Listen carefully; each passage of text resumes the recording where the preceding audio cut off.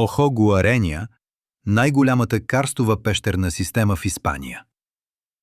Охо Гуареня е най-голямата карстова пещерна система в Испания и една от най-впечатляващите в Европа. Тя се намира в провинция Бургос, автономна област Кастилия и Леон, и представлява уникален природен и археологически комплекс с огромно научно значение. Пещерната система включва над 110 км галерии, разположени на няколко нива, оформяни в продължение на милиони години от подземните води на река Гуареня.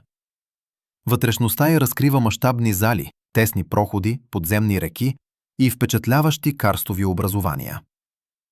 Охо Гуареня е известна не само със своите размери, но и с богатото си праисторическо наследство.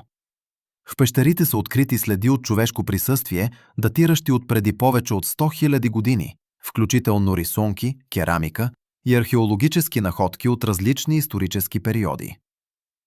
Системата се състои от няколко свързани пещери, като най-известните са Сима де Сан Бернабе, Куева Палома и Куева Долина.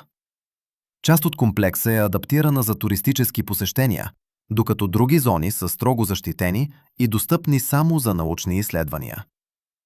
Днес Охо Гуареня е обявена за природен паметник и е една от най-значимите туристически и природни забележителности в Северна Испания.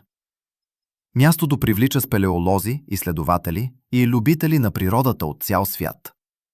Охо Гуареня е не просто най-голямата карстова пещерна система в Испания, а живо свидетелство за силата на природата и човешката история, съхранена дълбоко под земята. Ако видеото ви е било интересно, абонирайте се за канала и следете още любопитни теми и репортажи от Испания и света.